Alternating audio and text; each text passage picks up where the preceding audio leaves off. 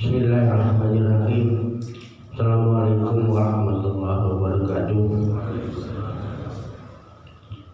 Alhamdulillah alladzi hadana wa ma kunna linahtadiya laula an hadana Allah. Asyhadu an la ilaha illallah wa la syarika lah wa asyhadu anna Muhammadan abduhu wa rasuluh. Al-ayat. Ibu bapak jemaah Masjid Asal yang berbahagia, hari ini genap 1 tahun kita mulai lagi kajian ilmu Masjid Assalam yang berhenti persis 1 tahun yang lalu setelah saya membuka catatan.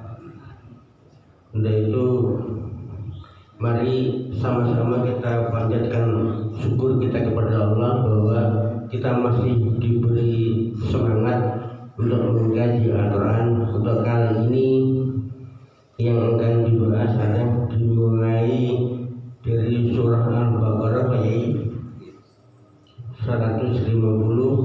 Monggo sampai berapa mampunya, tetapi setahun yang lalu berhenti pada Al-Baqarah 149. Sekarang Pak Yai Bustom ini adalah pengasuh pondok pesantren di Sumber Jambi. Saya sempat dibikin deg-degan karena detik-detik akhir beliau baru bisa datang, karena sukanya Pak Yai Bustom ini membuat deg-degan orang lain. Untuk menyingkat, monggo Pak Yai kita mulai belajar bersama mulai dari Al-Baqarah ayat 150. Terima kasih. Assalamualaikum warahmatullahi wabarakatuh. Alhamdulillah wassalatu wassalamu ala Rasulillah wa ala alihi wa sahbihi wa ala amabadu. Mari kita mulai belajar firman-firman Allah, sehingga Allah SWT memberikan kepada kita nur hidayah dengan firman itu. Tapi sebelum kita mulai, kita juga berikan hadiah kepada para mufassirin, yaitu hadiah Fatihah. Semoga ilmu yang kita dapatkan nanti bermanfaat, barokah kepada diri kita, keluarga kita. Amin rabbal alamin. Ala hadhihi niyyah wa ala kulli niyatin shalihah wa ala tisari shalih. Al-Fatihah. A'udzu billahi minasyaitonir rajim. Bismillahirrahmanirrahim. Alhamdulillahirabbil alamin, arrahmanir rahim, maliki yaumiddin. Iyyaka na'budu wa iyyaka nasta'in. Ihdinas siratal mustaqim. Shiratal ladzina an'amta 'alaihim ghairil maghdubi 'alaihim waladdallin. Amin. Baik, kita mulai dari ayat berapa tadi? 150. Bismillahirrahmanirrahim. Alhamdulillahirabbil alamin. Wassalatu wassalamu ala asyrafil anbiya wal mursalin wa ala alihi wa ashabihi ajma'in walhamdulillahi rabbil alamin. Bismillahirrahmanirrahim. Wa min haitsu kharajta fawalli wajhaka syatral masjidil haram wa haitsu ma kuntum fawallu wujuhakum syatara li'alla yakuna lin-nasi 'alaikum hujjatun illa alladhina zalamu minhum fala takhshawhum wakhshawni wa yutimma ni'mati 'alaikum wa la'allakum tahtadun.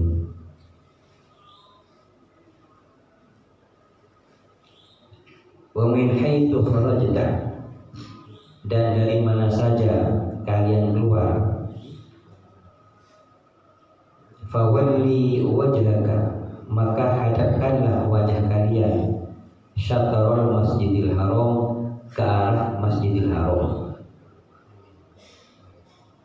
wa haitsuma kuntum, dan dimanapun kalian berada, fawallu, hadapkanlah wujuhakum, wajah-wajah kalian, syatra, terhadap arah Masjidil Haram, li'alla yakuna linnasi, agar supaya tidak ada bagi manusia di sini mufassirin menjelaskan orang-orang Yahudi. Alaikum, atas kalian, hujjatun, apa hujjah, alasan, illal ladzina, kecuali orang-orang zalamu, yang zalim, siapa alladzina, minhum, dari alladzina, fala takhshawhum, maka janganlah kamu takut terhadap orang-orang zalim tadi, wakhshawni, dan takutlah kalian ni kepadaku, waliutimma, dan agar menyempurnakan aku nikmati terhadap nikmatku, alaikum, atas kalian, wala'allakum tahtadun, dan agar kalian mendapatkan hidayah. Ini ada hubungannya dengan ayat sebelumnya, yang coba kita lihat di ayat sebelumnya itu, yaitu ayat 144. Dalam ayat 144 itu qad nara taqalluba wajhika fis sama. Nah, kita mulai dari mengat sebelumnya, karena setahun sebelumnya kan sudah lupa ini. Sudah lupa. Kalau kadang saya pakai kacamata lupa. Nah, ini ayat sebelumnya itu, jadi baginda Rasulullah SAW itu diperintah oleh Allah Subhanahu wa taala di tahun kedua Hijrah, di bulan, ada mengatakan bulan Sya'ban, banyak anunya, perbedaannya, di waktu sholat zuhur. Waktu itu beliau sholat di Bani Salamah, ya, di Bani Salamah, insyaallah. Dan itu Rasulullah sholat zuhur sudah dapat 2 rakaat, maka turunlah ayat qad nara taqalluba wajhika fis sama falanwalliyannaka qiblatan tardaha fawalli wajhaka syatral masjidil haram. Jadi baginda Rasulullah SAW diperintahkan untuk berpindah kiblat, yang sebelumnya kiblatnya ke Baitul Maqdis, ke Palestina, selama kurang lebih 16 bulan. Kemudian waktu sholat zuhur dapat 2 rakaat, diperintah oleh Allah untuk pindah kiblat ke arah Baitullah. Nah, ke arah Baitullah, langsung baginda Rasulullah menghadap ke Baitullah. Begitu baginda Rasulullah menghadap ke Baitullah, pindah kiblat, maka para sahabat yang ada di belakangnya juga ikut baginda Rasulullah SAW menghadap ke kiblat, muter juga, sehingga masjid Bani Salamah itu dikatakan jaga sekarang menjadi masjid kiblatain. Nah, yang pernah ke Madinah, insya Allah pernah sampai. Semoga yang belum pernah bisa sampai ke Madinah, amin ya rabbal alamin. Yang sudah sampai, semoga sampai lagi. Ini jadi berhubungan dengan ayat itu, ini permulaan pergantian hukum dalam Islam. Pertama kali pergantian hukum dalam Islam yaitu hukum pindah kiblat. Pindah kiblat, hukum pertama kali dipindah. Jadi nasakh dalam Al-Quran itu perpindahan pertama kali, hukum yang dipindah yaitu perpindahan kiblat. Sehingga di sini ada isu dari orang-orang Yahudi, ada isu, wah ini Muhammad ini tidak konsisten ini. Masa pindah kiblat tadi sudah awal pindahnya ke pertama menghadap ke Baitul Maqdis, sekarang pindah ke Ka'bah. Ini Nabi tidak konsisten ini Ini bukan Nabi. Ini isunya Yahudi seperti itu. Isu pertama. Isu kedua, mereka punya isu. Yahudi memang sukanya buat isu banyak. Beli dulu sampai sekarang itu. Dari dulu sampai sekarang buatnya jadi isu.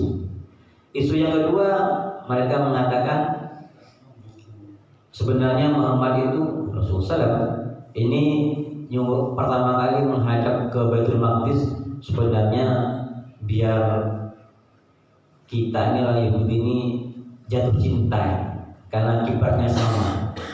Karena kiblatnya sama. Kalau gitu sehingga orang-orang Yahudi tertarik dengan Muhammad ini. Kemudian setelah kami cinta, dia pindahkan kami ke Ka'bah. Biar apa? Biar orang Makkah itu juga cinta ini. Karena orang-orang musyrik waktu itu mereka juga patung-patungnya itu ada di sekitar Ka'bah dan dihadapkan ke Ka'bah juga, ke Baitullah dihadapkan ke Baitullah.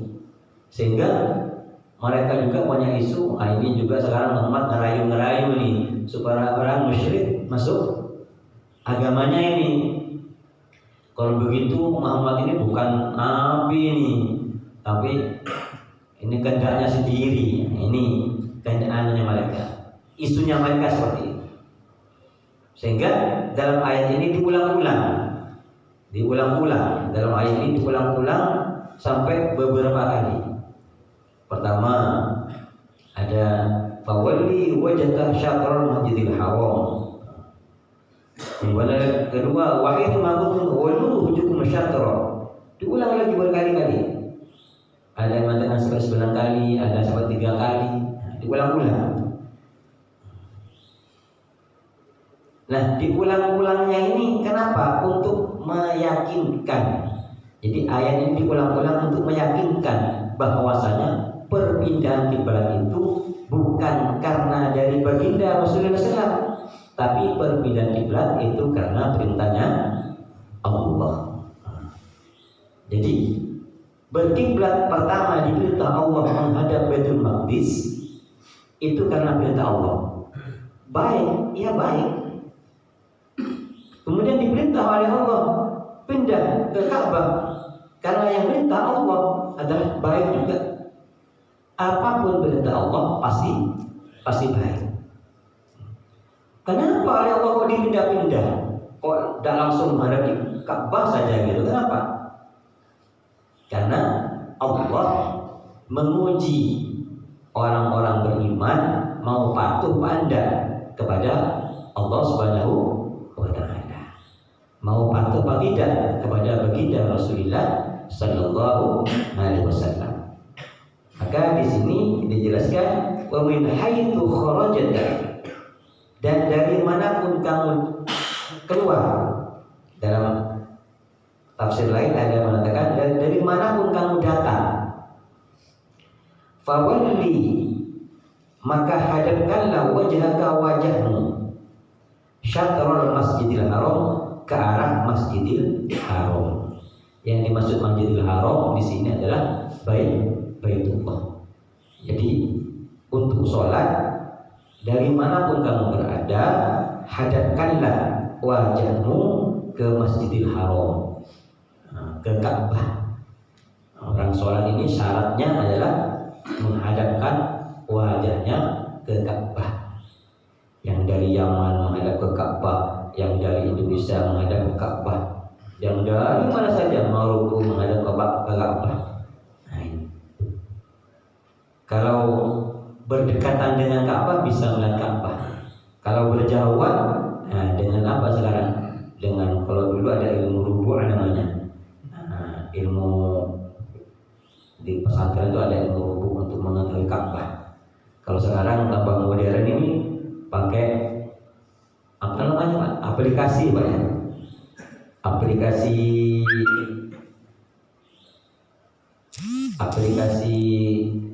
internet itu, itu juga bisa menghadap kepada Ka'bah. Ini. Kemudian diulang lagi, wa haitsu ma kuntum, Dan dari manapun kalian berada, fawallu, maka hadapkanlah wujuhakum, wajah-wajah kalian, syatrah, ke arah Masjidil Haram. Dari manapun kita berada disuruh menghadap Masjidil Haram, kepada Ka'bah. Nah, dari sini ulama ambil faedah bahwasanya kalau kita berkiblat kepada Ka'bah, seharusnya kita ini harus bersatu. Jadi dimanapun kita berada, kita bangsa apapun saja, nah, kalau berkiblat kepada Ka'bah, kita akan menjadi satu. Tidak dibedakan antara negara, tidak dibedakan antara hitam putih, tidak dibedakan antara bendera. Tapi kalau sama-sama menghadap Ka'bah, nah, dia sama-sama orang beriman. Dan orang beriman ini adalah saudara. Jadi tidak ada orang beriman, pertengkaran antar beriman tidak ada. Nah, karena tidak paham bahwasanya Allah memerintahkan kita menghadap Baitullah ini biar kita satu hati sebenarnya. Kok sama-sama menghadap Ka'bah tengkaran, ini kan tidak benar sebenarnya kan. Seharusnya suami menghadap Ka'bah, istri menghadap Ka'bah, sama-sama menghadap Ka'bah, tidak bertengkar seharusnya, sama-sama menghadap Ka'bah. Si fulan menghadap Ka'bah, tetangganya menghadap Ka'bah, insya Allah tidak bertengkar. Kalau bertengkar kurang paham maknanya ini, kurang paham. Jadi menghadap Ka'bah itu untuk menyatukan hati sebenarnya. Nah seperti itu. Kecuali mungkin ini menghadap ke Ka'bah, suaminya, istrinya menghadap ke matahari, mungkin beda ya. Ini sama-sama menghadap ke Ka'bah. Kemudian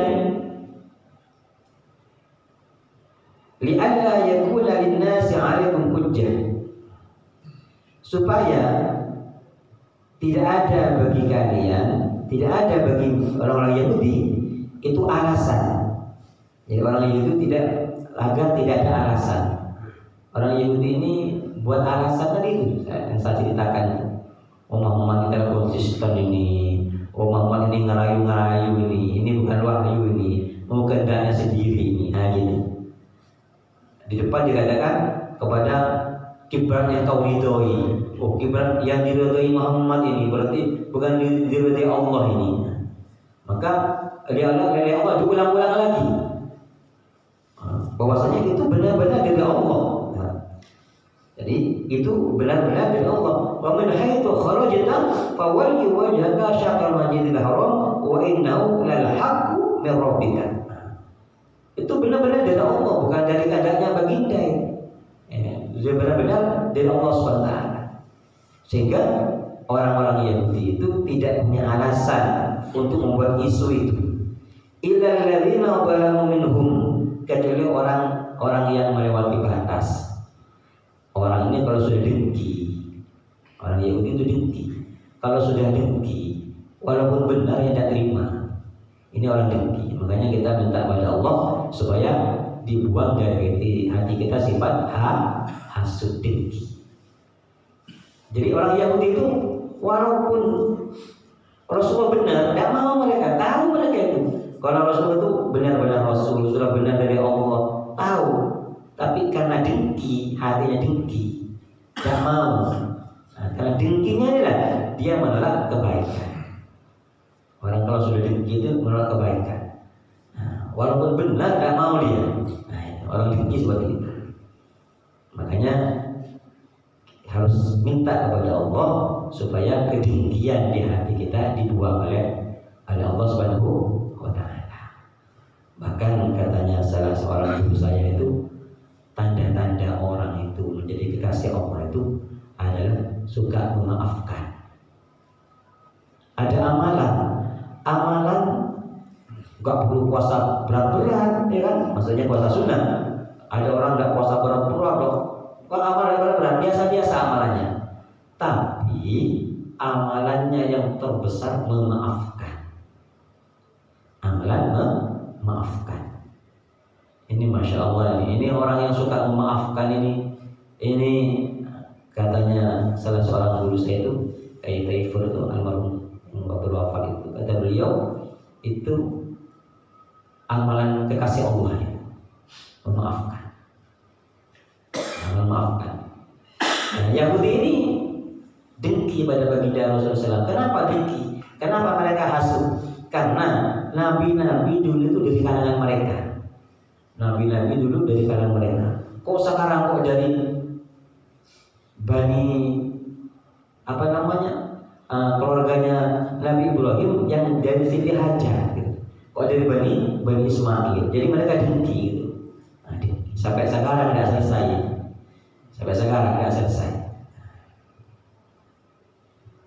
Maka kata Allah, fala takhshawhum, jangan kamu takut, jangan takut kalian, tapi wakhshawni, takutlah kalian kepadaku. Sudah kerjakan aja perintah Allah itu untuk menghadap kiblat. Sudah, jangan takut pada mereka, jangan takut pada isu-isu mereka. Takutlah kepada aku.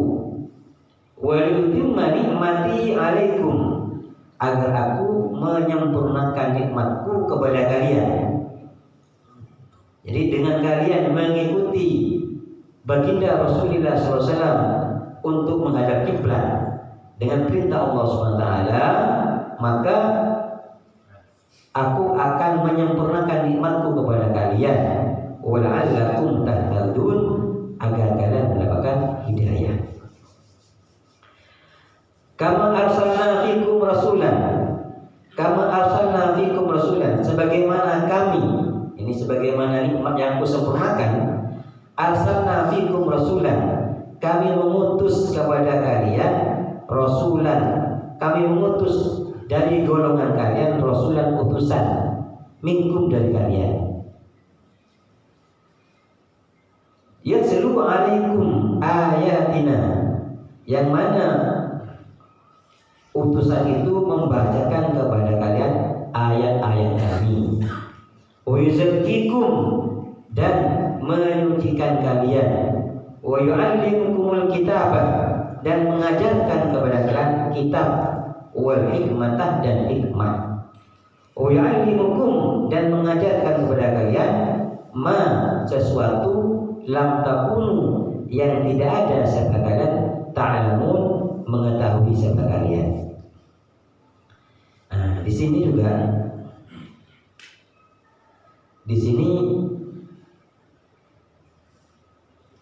setelah para sahabat itu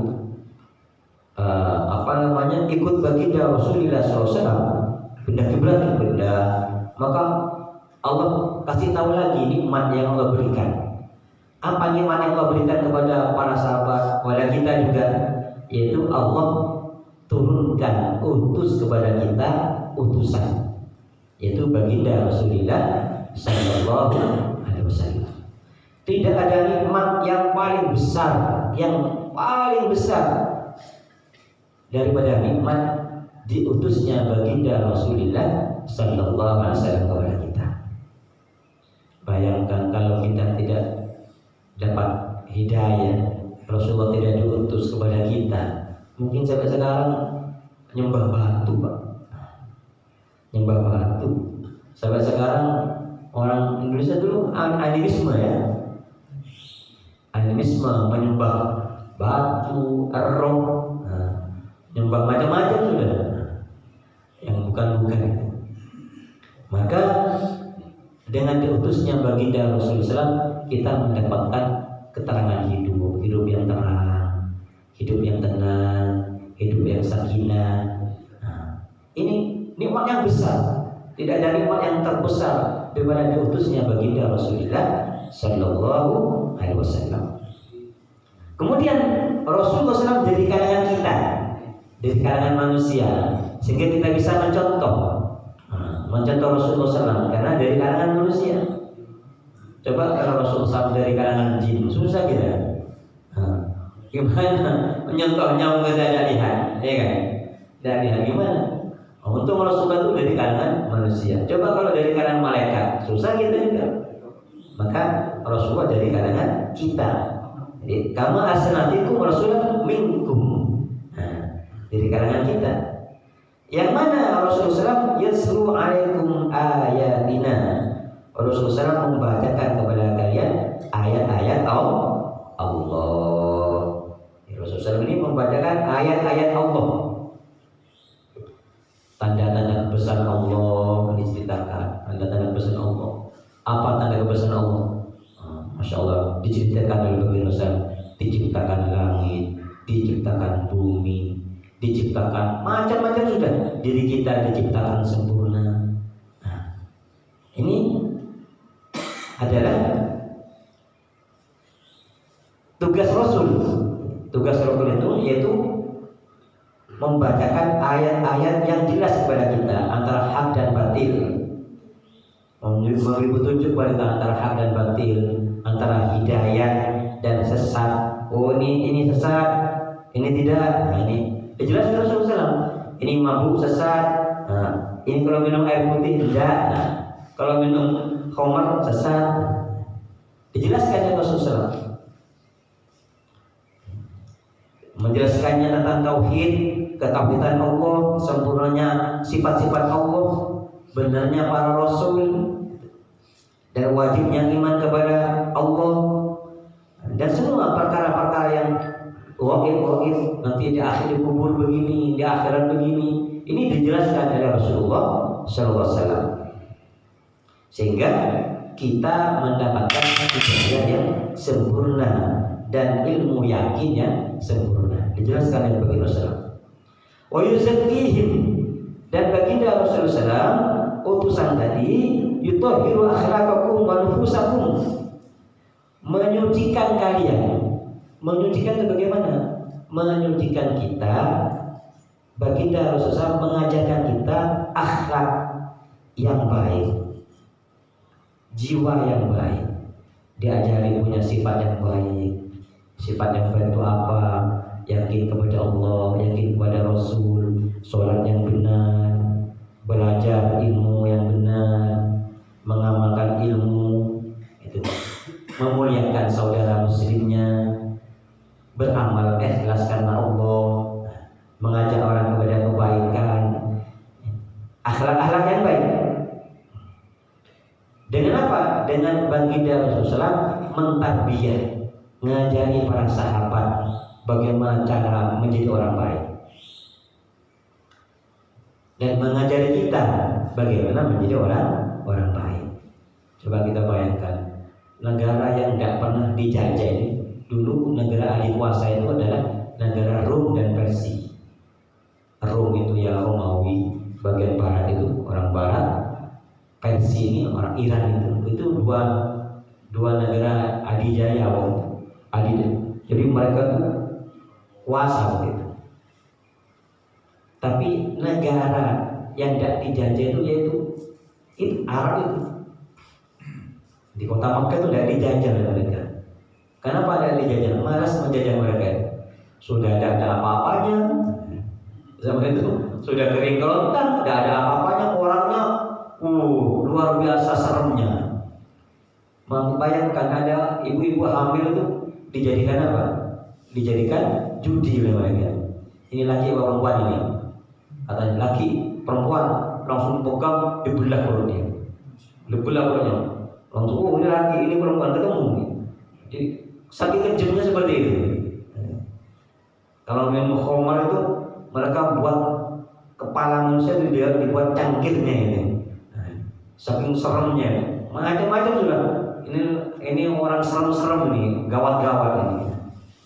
Maka tidak dengan datangnya baginda Rasulullah SAW berubah kehidupan mereka, berubah total kehidupan mereka. Bahkan dengan dihadirkannya, diutusnya baginda Rasulullah SAW, maka mereka jadi orang baik dan orang yang terbaik juga. Orang yang diridhai Allah Subhanahu wa taala, bisa menguasai Rom, bisa menguasai Persia malah. Dan menjadi yang terbaik lagi. Romnya menjadi baik, Persianya baik. Nah ini. Jadi akhlak yang baik. Sehingga sahabat-sahabat ada yang terus ke Indonesia ada, cuma tidak tahu siapa namanya. Ada yang diutus ke Indonesia sehingga orang Indonesia menjadi orang baik juga. Dulu mungkin Kalau tidak ada utusan mungkin tetap menyembah batu mungkin ya. Ada pohon besar disembah, ada rumah jangan di rumah itu banyak jinnya, harus bawa menyan, ya, adanya hidupnya hidup tahayyul terus. Maka wayuzakiku, jadi menyucikan kalian, disucikan dari kesyirikan, dan disucikan dari riya kepada ikhlas, disucikan dari suka berdusta kepada jujur, diajari kejujuran, disucikan dari biasa berkhianat kepada amanah. Amanah bisa dipercaya, disucikan dari sombong kepada tawadhu, karena sombong ini juga adalah penyakit mengkotori hati. Sombong dengan hartanya, sombong dengan pangkatnya, sombong dengan jabatannya, sombong dengan ilmunya, sama itu penyakit hati. Karena sombong ini hanya milik Allah. Maka baginda Rasulullah SAW menyucikan kita dari sombong kepada tawadhu, mensucikan kita dari akhlak yang jelek kepada akhlak yang baik. Ini mensucikan dari saling membenci kepada saling menyayangi. Ini baginda Rasulullah SAW. Wa yu'allikumul kitabah, dan baginda Rasulullah SAW mengajarkan kepada kita Al-Quran. Kita diajarkan Al-Quran oleh baginda Rasulullah SAW. Maka bersyukur bapak-bapak, ibu-ibu, anak bisa belajar Al-Quran. Kita juga tidak ada ruginya terus belajar Al-Quran. Saya sudah tua Pak, bagaimana bisa belajar baca Al-Quran. Walaupun belajar baca Al-Quran sambil niat menghafal Al-Quran. Kita belajar Al-Quran, niat menghafal Al-Quran, sampai kemudian meninggal tidak sampai hafal Quran, tapi karena dari awal niat hafal Al-Quran, maka akan dikumpulkan dengan orang yang hafal Al-Quran. Jadi kita baca Al-Quran itu ada niat yaitu karena perintah Allah, kedua karena mencari ridho Allah, ingin paham Al-Quran, ingin mengamalkan, dan juga ingin menghafal. Walaupun tidak apa-apa, itu akan dikumpulkan orang yang hafal Al-Quran. Wa yu'allimukumul kitaba wal hikmah, dan hikmah di sini yaitu sunnah Rasulullah SAW. Rasulullah mengajarkan sunnah, cara-cara kehidupan baginda. Sunnah itu ada, kalau sebagian guru saya mengatakan ada dibagi 3. Banyak sih macam-macam sunnah. Cuma ada sunnah itu yang itu ada dibagi 3. Ada sunnah surah Rasul, dari ujung rambut sampai ujung kaki belajar ikut Rasulullah SAW. Kayak apa Rasulullah SAW? Lihat itu dalam sejarah Rasul. Maka bapak-bapak, ibu-ibu, kita mesti punya buku sifat-sifat Rasulullah SAW. Kita baca, ya kan? Kita baca kayak apa Rasulullah SAW, sehingga kita tambah cinta pada Rasul. Sehingga dari ujung rambut sampai ujung kaki kita mau belajar seperti Rasulullah SAW. Ada yang kedua sirah itu 24 jam kehidupan Rasul, dari bangun tidur sampai tidur lagi. Kita mau belajar pelan-pelan bagaimana cara tidurnya Rasulullah, bagaimana bangunnya Rasulullah, bagaimana paginya Rasulullah, siangnya Rasulullah, bagaimana bergaulnya Rasulullah, ma'asyarahnya dengan keluarganya, dengan anaknya, dengan umatnya. Nah, kita mau belajar di situ. Ini surah. Cara makannya Rasulullah. Rasulullah kalau makan pakai tangan kanan. Ini sederhana. Kecuali Pak Agus sakit ya, kalau sakit beda. Beliau tanya terus ini. Jadi kalau sakit beda. Jadi itu seperti itu. Pakai tangan kanan, seperti itu. Ini diajar. Ini surah. surah sirah. Kemudian ada sarirah katanya. Sarirah itu bagian dalam, bagian hati, kepikiran. Rasulullah kepikiran bagaimana umatnya, semua umat ini sampai hari kiamat semuanya masuk surga, selamat dari neraka. Ini Rasulullah. Kita mau belajar juga, punya tujuan. Ya Allah, bagaimana saya, anak saya, cucu saya, menantu saya, kalau istri saya, tetangga saya, dan orang seluruh dunia ini selamat dari neraka, masuk surga. Nah, ini sunnah Rasul ini sunnah Rasul yang jarang diceritakan ini. Yang ada sunnah Rasul yang di sholat, ya kan? Yang ini. Nah, yang di bagian dalam ini jarang diceritakan. Sunnah juga. Rasul punya pikir seperti itu. Makanya katanya guru saya, kalau kepada orang-orang yang non muslim itu bukan benci kepada pekerjaannya, tapi kepada mereka kita punya belas kasih dengan apa? Mendoakan mereka. Doakan. Kalau orang benci kepada non muslim, maka orang itu tidak akan menjadi asbab hidayah kepada non muslim. Tapi kalau orang itu mendoakan non muslim, didoakan mereka supaya dapat hidayah. Orang yang membenci Islam dirubah hatinya menjadi pencinta Islam. Orang yang ingkar kepada Islam dirubah hatinya supaya menerima Islam. Orang yang menjadi orang pertama membenci Islam, menyerang Islam, merubah hatinya untuk menjadi pejuang Islam. Kan banyak kan? Banyak orang-orang Eropa, orang-orang dulunya Nasrani, Yahudi, dia uskup dan sebagainya, kemudian dirubah hatinya adalah menjadi orang Islam, menjadi pejuang Islam. Nah, maka kita doakan mereka. Baginda seperti itu. Jadi ini yang ada, yang diajarkan baginda Rasulullah Sallallahu Alaihi Wasallam. Wa yu'allimukum ma lam takunu ta'lamun. Dan baginda Rasulullah mengajarkan, Rasul itu mengajarkan kepada kalian apa yang kalian tidak ketahui. Karena dulu orang-orang musyrik itu, mereka sebelum diutusnya Rasulullah SAW, mereka dalam keadaan sesat yang nyata, tidak punya ilmu, tidak punya amal. Kemudian dengan didatangkannya baginda Rasulullah SAW kepada umat ini, maka umat ini punya ilmu, punya amal. Ini adalah nikmat yang besar, nikmat besar dari Allah Subhanahu wa Ta'ala. Teruskan, apa tanya? Teruskan dulu ya.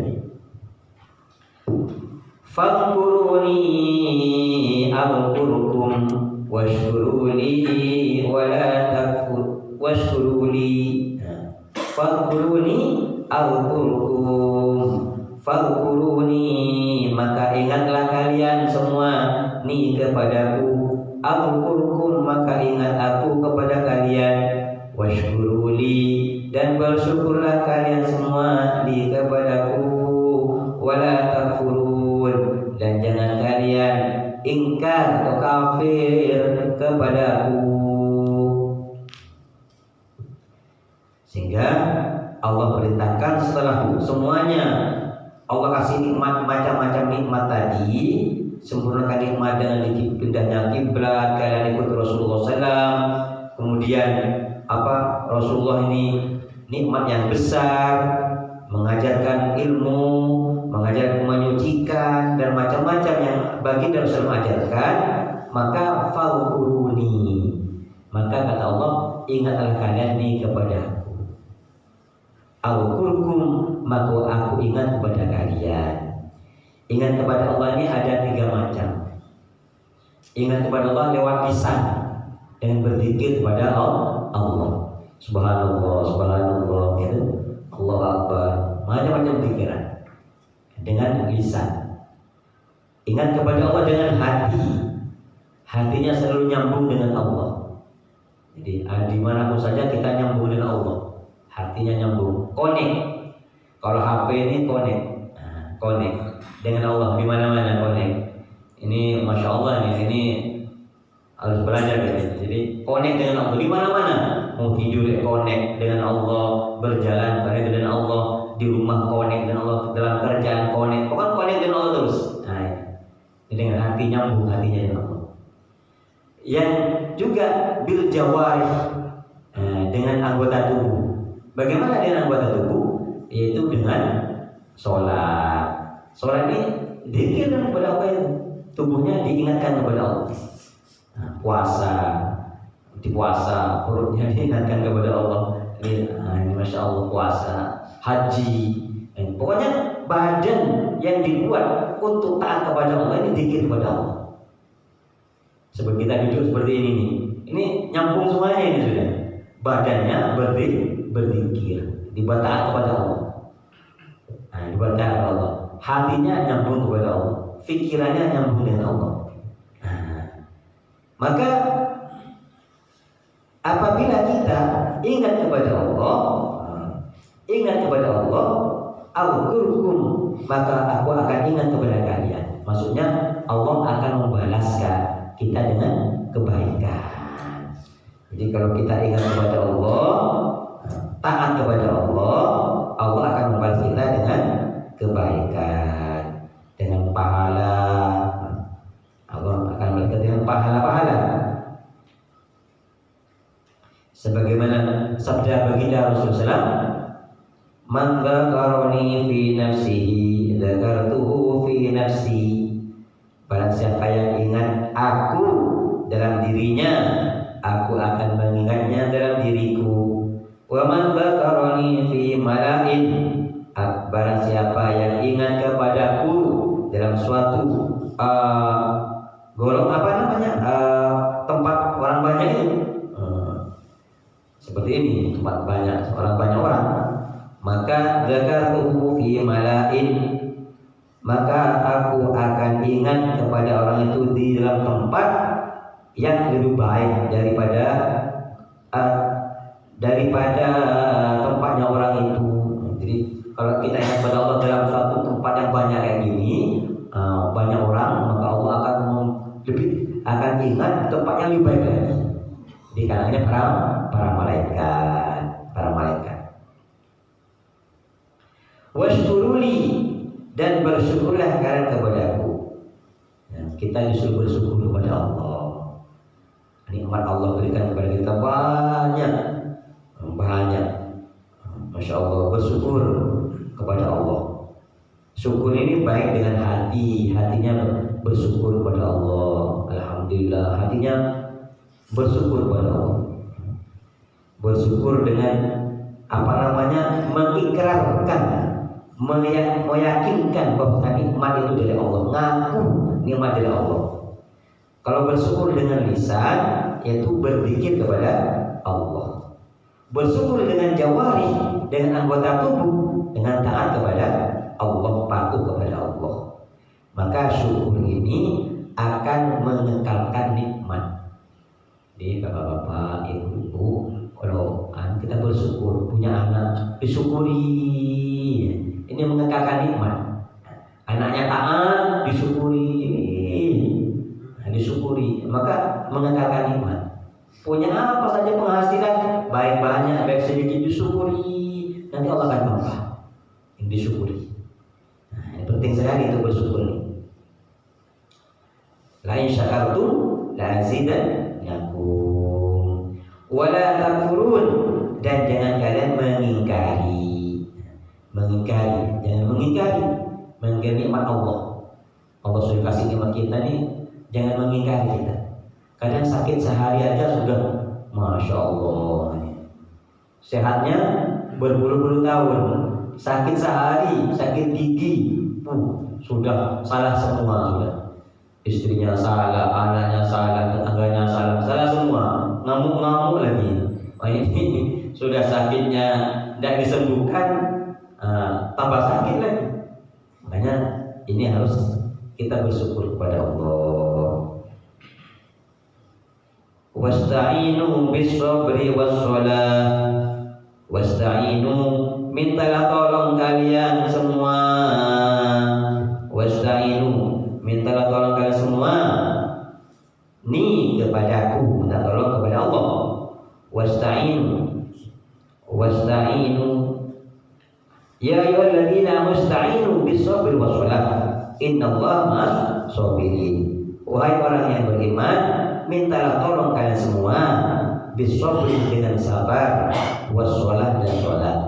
Innallaha, sesungguhnya Allah ma'as sabirin, bersama orang-orang yang sabar.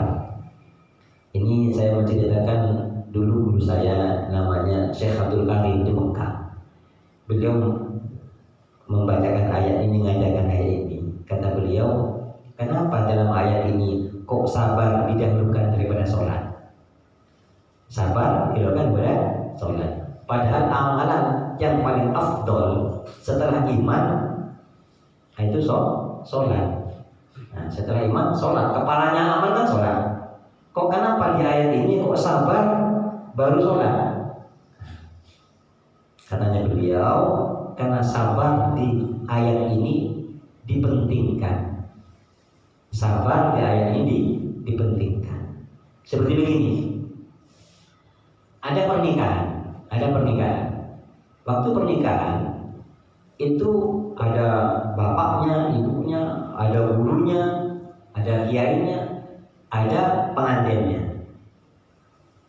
Di saat itu yang dipentingkan itu adalah pengantinnya. Yang dipentingkan pengantinnya, dua pengantin itu.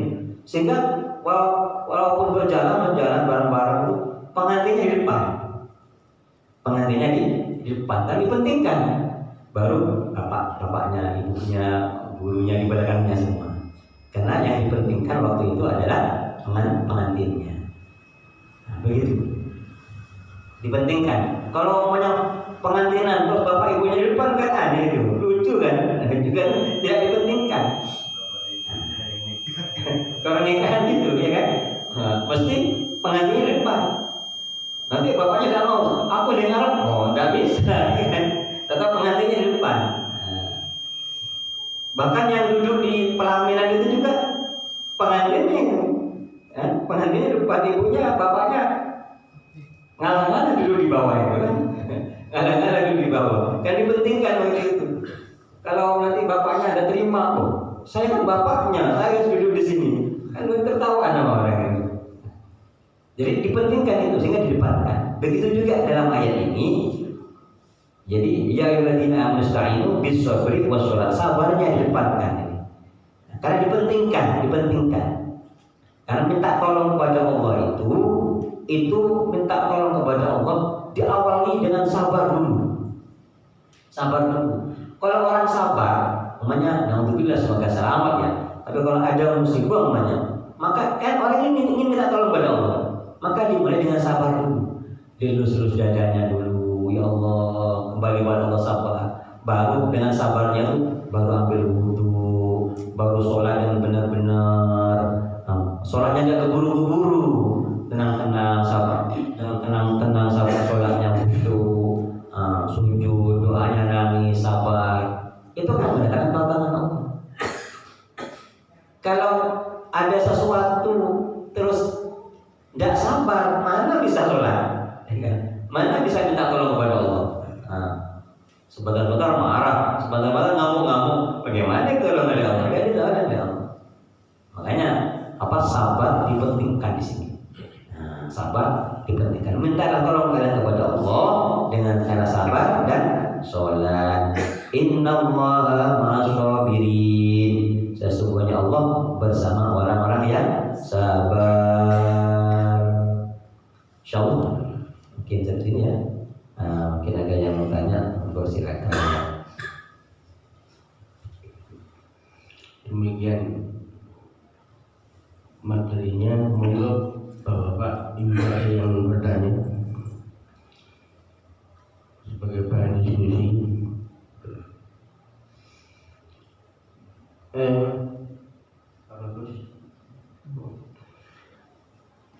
Sambil menunggu dari jamaah Pak Yai, kaitannya dengan persoalan maaf. Saya pernah baca bukunya Profesor Quraish Shihab bahwa persoalan maaf itu tidak ada di Quran, tidak ada permintaan maaf, tapi memberi maaf. Ini yang perlu kami tegaskan lagi. Apakah memang di dalam kandungan Quran itu persoalannya minta maaf itu memang tidak tertulis di dalam Quran, tapi yang ada adalah memberi maaf. Kaitannya dengan tadi penjelasan di awal penjelasan baik bahwa kita diwajibkan untuk memberi maaf, bukan minta maaf. Mohon penjelasannya. Kalau kepada Allah tetap kita disuruh minta maaf. Wasari'u ila maghfiratin min rabbikum wa jannatin ardhus samawati wal ardh. Jadi cepat-cepatlah kalian minta maaf kepada Allah ya, untuk mendapatkan pengampunan Allah. Jadi tetap kalau pada Allah disuruh minta maaf. Karena hubungannya antara makhluk dengan Al-Khaliq, hamba dengan penguasa. Tapi kalau antar manusia memang yang diperintahkan itu memaafkan, memaafkan. Karena memaafkan itu lebih berat daripada minta maaf. Kalau minta maaf gampang, ya kan? Salah pada orang mau buat gaduh, lewat HP, minta maaf, selesai sudah, gampang. Minta maaf semuanya ya. Tapi yang disakiti belum selesai itu. Yang disakiti belum selesai. Oh, ya kan? Yang disakiti belum selesai. Kena pukul orang, namanya.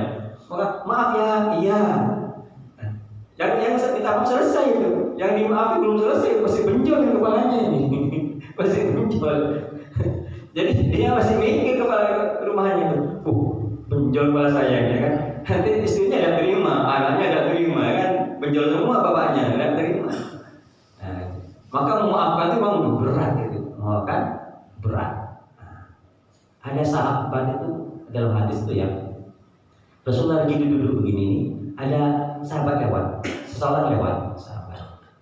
Sepatunya itu diginikan, jalan. Kata Rasulullah sebelum lagi ngobrol-ngobrol begini, kata Rasulullah sebentar lagi ada orang ahli surga melewat. Ini datang tuh orang itu lewat.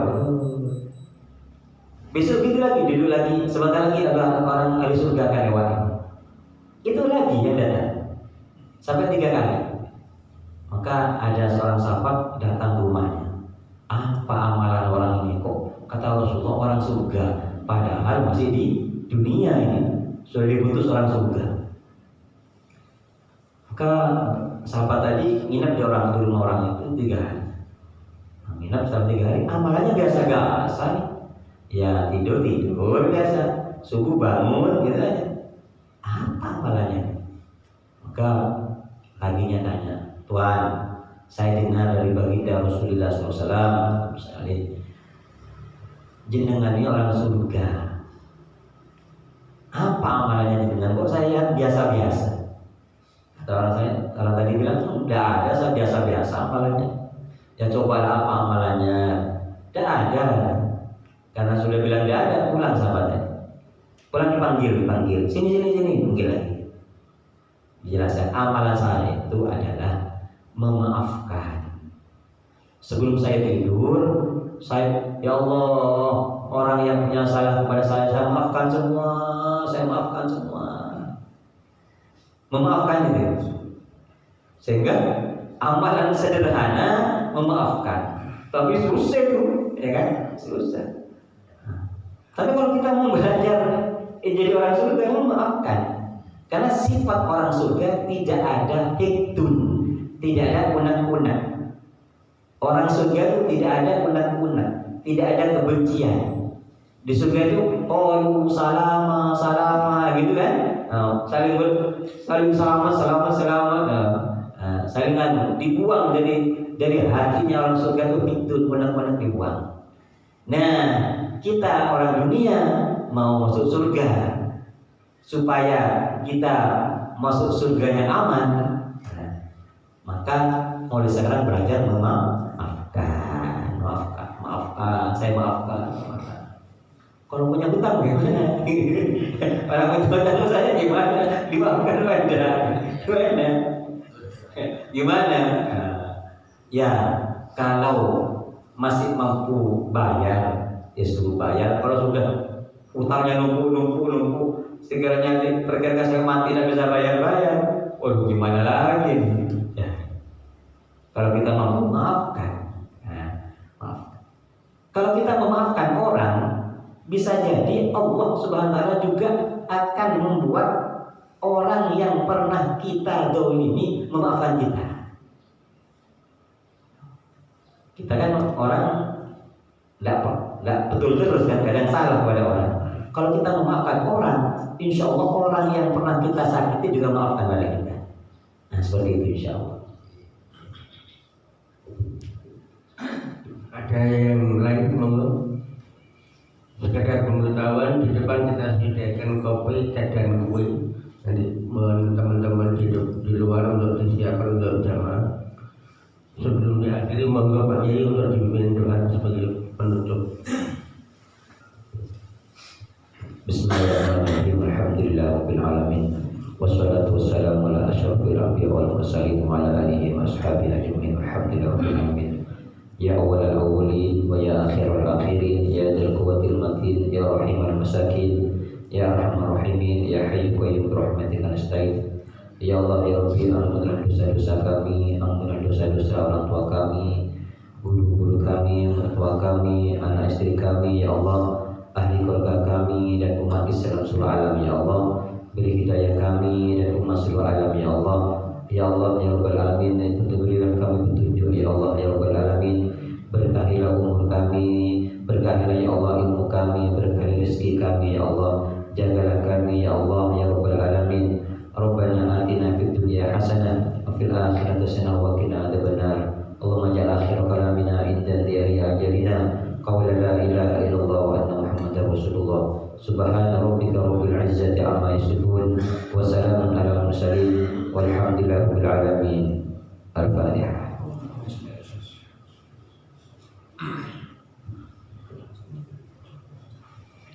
Dari kami diskusikan, kira-kira 2 minggu lagi yang akan mengisi adalah Profesor Dr.